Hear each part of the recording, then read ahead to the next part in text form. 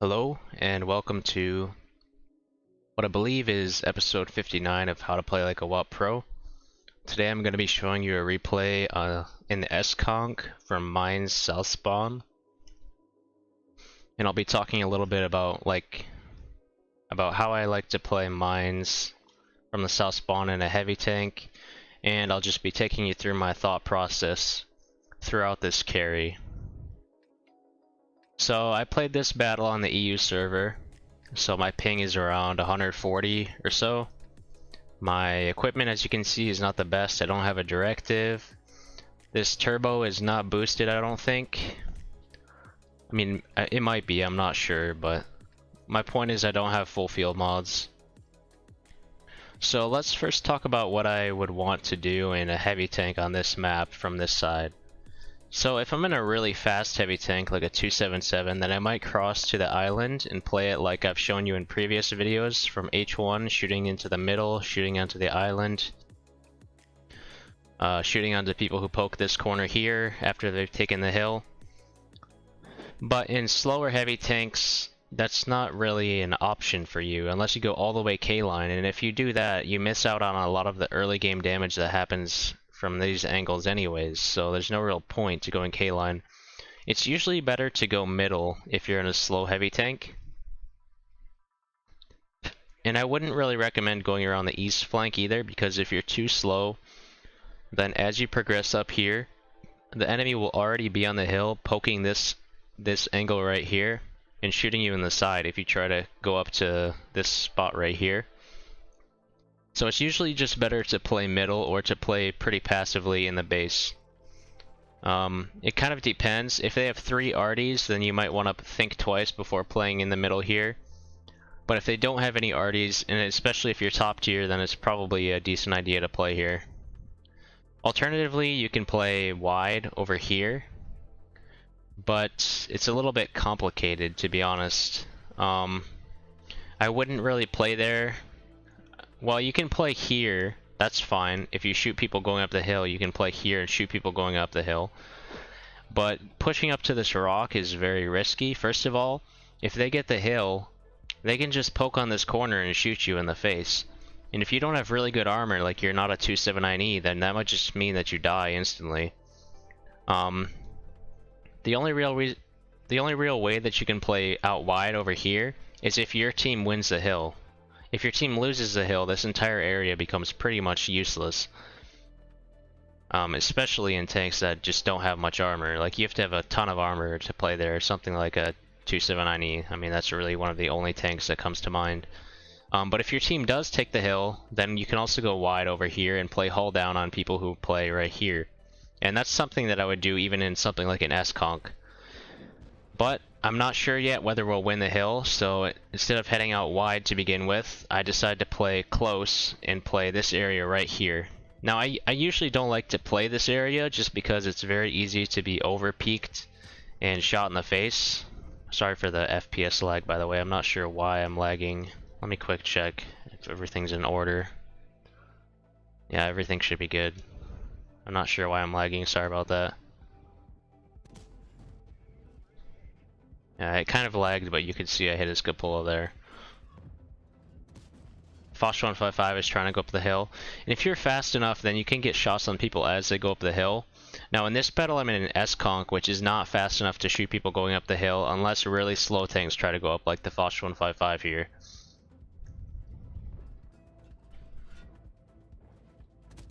But basically, once you get to this position, you kind of want to try to play hull down on the people who play here, but you need to be careful, because if all 3 of these people decide to poke up at the same time and you're playing right here, then you're going to take a lot of damage, especially if they also simultaneously poke this corner here, because this corner kind of puts you in a crossfire between these 2 angles. So you don't want to push up too far if the enemy team has won the hill. And so that's why I'm kind of staying back at the moment. Now, as you can see, I'm penning the 780 through the turret. Now, if I can get a clear angle on if I can see his turret well, then I'll pause the replay and kind of show you where I'm trying to aim when he pokes. But my point is, the 780 is not that hard to pen through the turret. You only need like above 310 millimeters of penetration to pen it fairly reliably. And the same can even be said of the 60 CP. Here you see I shoot him right through the mantlet. You'll see throughout this replay, throughout the beginning of this replay, that I pen him quite a few times through the turret, I'm pretty sure. Now this shot was extremely unlucky. It went low and hit this very well angled part of his lower plate. But when you're shooting the 60 TP and he's hull down on you and you want to pen his turret, it can sometimes be hard, especially when he's using his gun depression to shoot his cupola. And in this situation you can see his cupola is not even exposed. But that doesn't mean that you have no chance to pen him. First of all, you can hit this spot right here. Second of all, you can actually pen him through the gun mantlet. I would recommend just using your pen indicator to figure out where you can shoot and where you can't. Because it really is kind of tricky. It depends on the angle. So I usually just use my pen indicator in my past experience and I figure out where I can pen him. Now let's see if the 780 peaks. Not yet. We'll see. Maybe he does in a second. So right now the 780 is peaking. Where should you aim in this situation? Well, I can't say I'm entirely sure because I'm still learning the 780 model myself a little bit. But I'm pretty sure you can pen him right on the cheek right here, where his armor is the flattest, so right here especially. And then you can also pen this cupola right on top. You can also pen these side cupolas, but they're a little bit harder to pen than this middle cupola. This middle cupola is basically just an overmatch, I'm pretty sure. So I usually go for the middle one, unless I have very high penetration. The angling on the turret is kind of tricky, so as you see I bounced there. Didn't hit a good angle to pen him. I am taking these trades right now because the chance that he pens me is relatively low. He doesn't really have enough penetration to pen me anywhere except for my cupola. And as you can see, he already bounced one off my top bar. That's because this bar here is not a hitbox. The only hitbox is this semicircle right here. I'm pretty sure. But the other thing about the 780 is that its side armor is not great. Or I should say its shoulder armor is not great. It's kind of like an IS-7 where if you try to side scrape around a corner, you can pen the cheeks of the hull.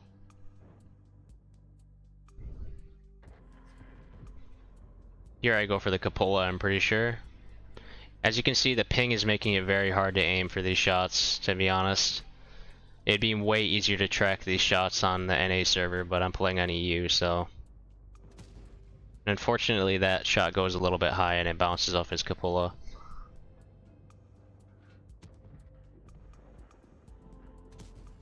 Here, as you see, I use the side of this mountain to boost myself up a little bit so I get a little bit better angle on the K91. When you poke this spot right here, though, you need to be careful of enemy tank destroyers who are sitting in the back. So as you can see, there's kind of an angle, so if there's an enemy tank destroyer right here, for example, he would be able to shoot me. But if you look at the enemy composition, every single tank has been spotted, so they have nothing in A4, nothing backing up these guys. These guys are completely unsupported. That was not a great shot there. But another thing to keep in mind when you're playing this middle position is what's happening on the one line. You can't just play this middle here and not pay attention to what's going on, because very often what will happen is the enemy will push through the one line, and when that happens, everything at the base of the hill, everything in this area here becomes completely unplayable. You cannot stay safe from down here, and so you need to back off, and ideally you would leave before they even get down here. But thankfully in this battle that's not happening. We're holding the one line just fine.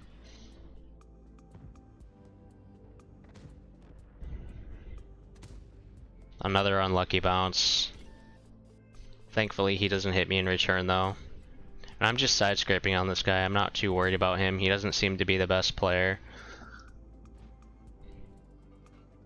He fired here, so I'm thinking about pushing up to get a second shot on him before he reloads, but the Progetto is kind of causing problems. As you see, he's putting me into a crossfire, so I'm not able to poke the 60 TP.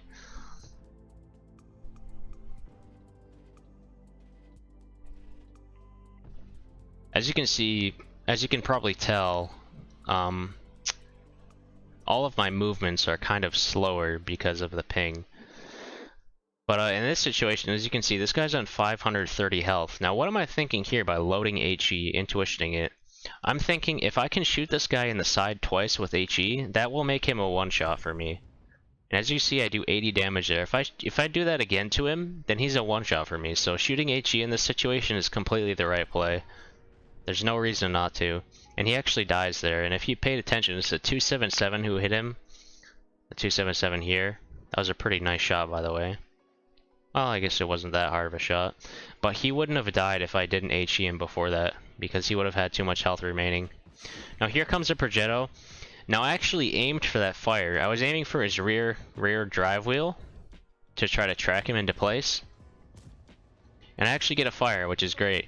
Now, in this situation, what I should have done is backed like this and tried to prevent him from killing the 277. I really should have done that, to be honest. But I play a little bit greedy and I don't bother taking damage for the 277. And unfortunately our 277 goes down. He doesn't go down to the Progetto, he goes down to the 277, and I don't think I could have saved him from that, but that was kind of greedy of me. And unfortunately I bounced the Progetto. I honestly have no idea how, but it just happened. But now I see that Sheridan is aggressing, and if you pay attention, our TVP here, he's covering me. He's on reload right now, which I didn't realize at the time, but he's just about to come off reload. But I know that if I just pull back, then the enemies will have to... Then my TVP can cover me, so... The smart play right now is to try to engage the enemies one at a time, if possible. And it's not to push out in front over here, that's too aggressive for now. We still have the one line, so I can push up here if I need to. And I see that this guy's a one-shot, and that the Sheridan is low HP as well, and the Foch 155 is low HP. And so I'm thinking about re-aggressing the hill. That wasn't a great shot there. I don't have too many rounds of ammo left, but they don't have much HP either, so... It's kind of close. And here we're gonna change topics a little bit, and I'm gonna talk about baiting enemies into peeking. So this is something that I've talked a lot about in my previous videos, especially my early videos in the series. But I'm doing exactly that right now. I'm trying to bait this 277 into poking. Now unfortunately it's not working. I'm looking over here, making it seem like I'm paying attention to people on the hill, but he's not falling for it, and that's either because first of all, he might be afraid of the TVP, and second of all, he might just not be buying that I'm not paying attention to him, because this kind of tactic usually only works on less experienced players. And he can probably tell that I'm just trying to bait him out into the open. And as long as this guy's alive, I cannot push up like this. It just is not feasible. I'll get crossfired and I'll die, but thankfully our TVP kills him. Now we're in a 4 versus 7 situation. I see that this Eyes 4 is like a 27 HP, and so I decided to turn around and help out our Leo, because if you pay attention to where our Leo is, he's playing behind this building. And he's completely stuck here. Anybody who's poking from these angles on the hill will shoot him if he pokes out, and so he's totally stuck, and so I want to help him out by killing this IS-4. I didn't think it was feasible to push the hill yet. I load a high explosive just to, first of all, conserve ammo because I don't have many APCR shells left, but second of all, just because I can easily kill him from that amount of HP with HE as long as I hit a relatively flat surface that's not spaced armored. So now they have 4 tanks on the hill. They have a grill somewhere in the east, last known spotted position anyway. Their K91 on the hill goes down, and they have a Leo on the island. Now I'm keeping in mind that either of these 2 tanks could be anywhere else, and it's technically possible that the guys on the hill could also have left. Although I'm assuming that's not the case, because the hill is such a strong location you usually don't want to leave it. So I poke out slowly here because I was anticipating that one of their tanks might be playing in this position here, because this is a very strong position here to cover if enemies push up the hill, because you can get hauled down on people pushing up the hill from this location here, especially from over here. This little ridge line makes you haul down. But nobody's there, and their 57 heavy pokes at a very bad time for me, because now I'm completely in the open and I have to think fast here because he's full HP and he's guaranteed to get out all 4 shots on me if I don't get into cover quickly. So I decided to pull, instead of pulling around this way, in which case he could easily chase me, I decided to pull around this way, and this makes it a lot harder for him to chase me. Because both of my teammates have shots, and also it's just harder to get around these wrecks. He has to fully commit in order to get to me. And I get into cover more quickly. So I take 2 shots there. He has AP loaded, so he can't pen my turret very easily, and he bounces his last shot. And now I'm thinking, okay, now he bounced his last shot. I thought he fired 4, he only fired 3, but now he fired 4. And now I'm thinking he's on reload. This might be my opportunity to push back because all of these guys are 1 shot. Now here the Foch bounces on me. I didn't even realize he had an angle, to be honest. But he bounces a shot and he starts to back off, which frees me up to poke. If he would have just kept pre-aiming this angle, then it would have been pretty risky to poke, because this target, especially for a 155 caliber gun, is, or I don't remember what it is, 150 millimeter or something. For a high caliber gun, this is really easy to penetrate, even with AP.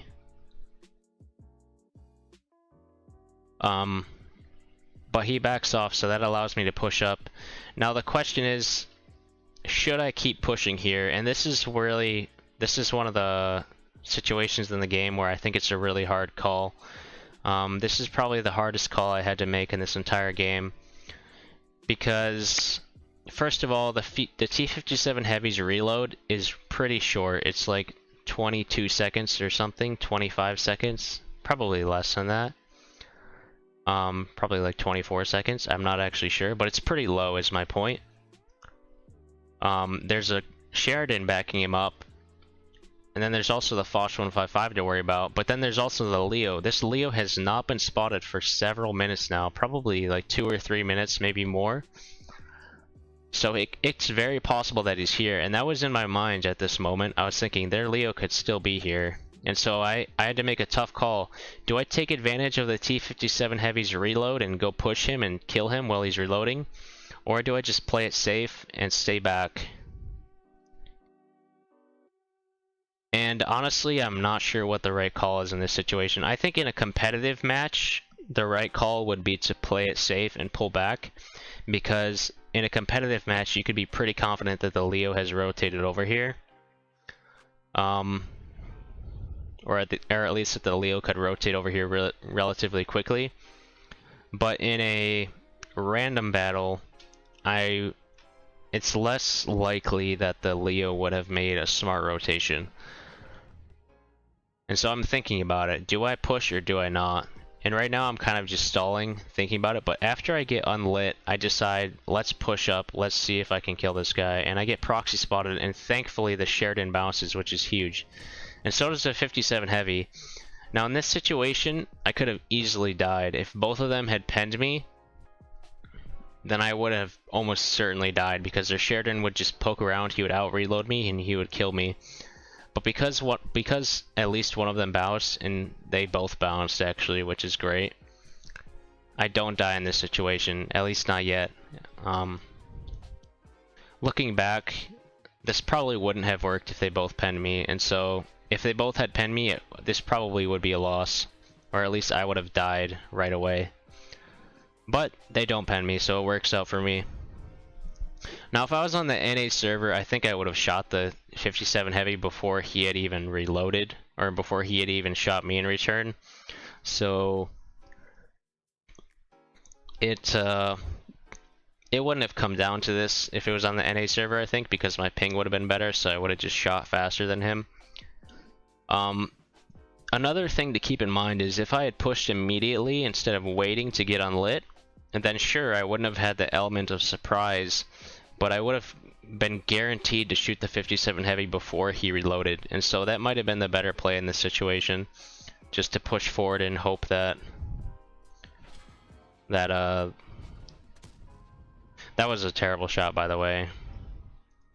And I don't have a rammer directive as well, so there's a very good chance that he out-reloads me, and as you can see, he just barely does out-reload me.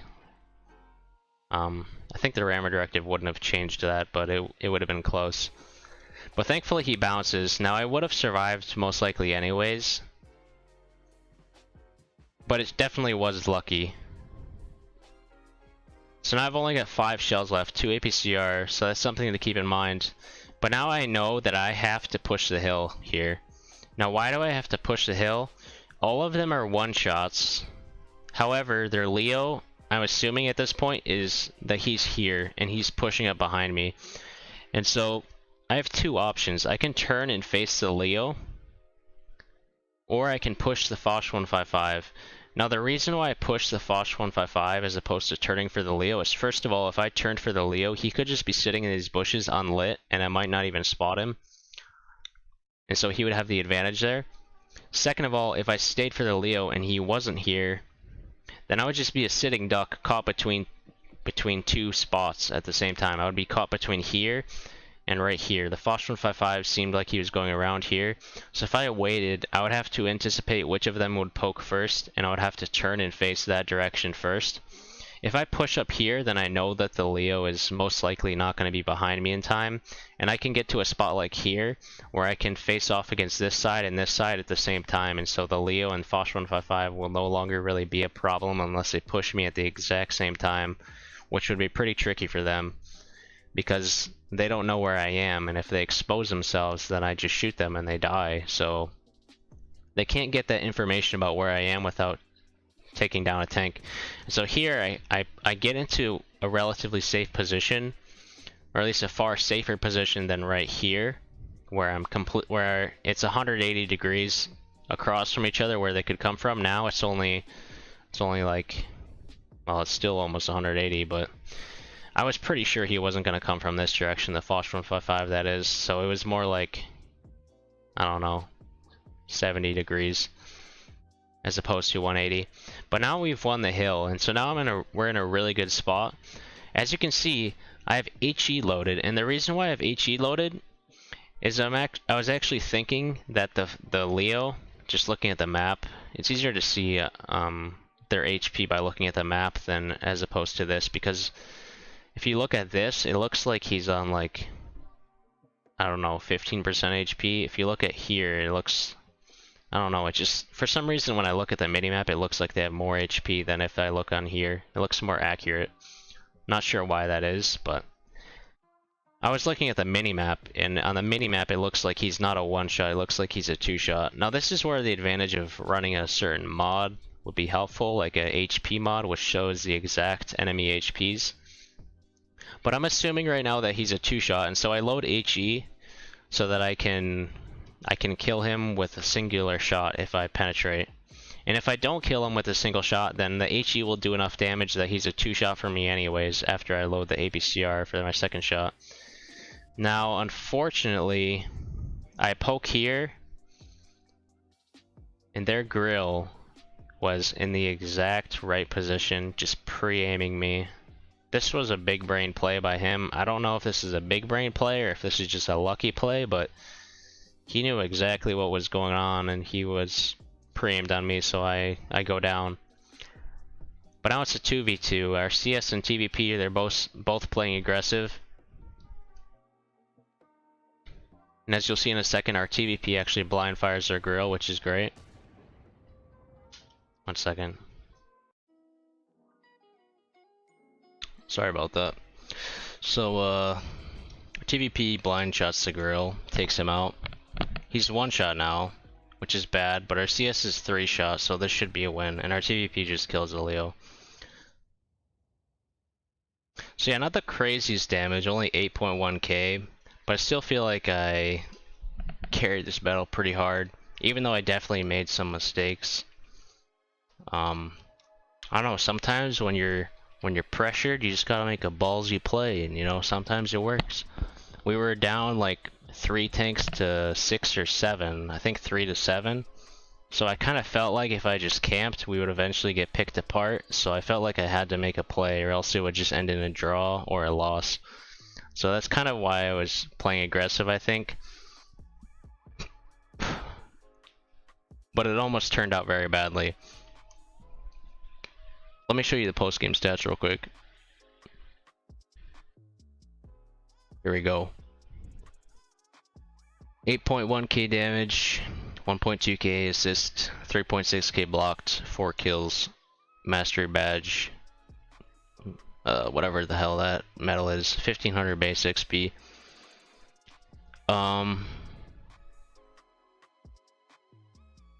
Yeah, hopefully you learned something about penning the object 780. By the way, if he's side scraping and you're on level ground, you can also pen this shoulder right here. I didn't shoot the shoulder in this battle because I wasn't sure I could pen it because I was below him. But if I was on level ground, I would definitely shoot that as well. But you can also pen it through the turret cheeks as I showed you, this middle mantlet, and then the left and right cupola, which I didn't shoot at because I was below him in this battle, and the middle cupola was just easier to hit. The 60 TP, you can shoot this frontal plate here, depending on the angle. Obviously the lower plate. You can also shoot its turret ring. Then you can shoot it through the gun mantlet as well if you have good enough penetration, especially with APCR, but you can pen it with heat as well. And then the cupola, obviously. If you have good enough aim, it's really not that hard to pen a 60 TP from close range at all. So yeah, thanks for watching. And I'll see you guys in the next one. Not sure when the next one will be, we'll see. Goodbye.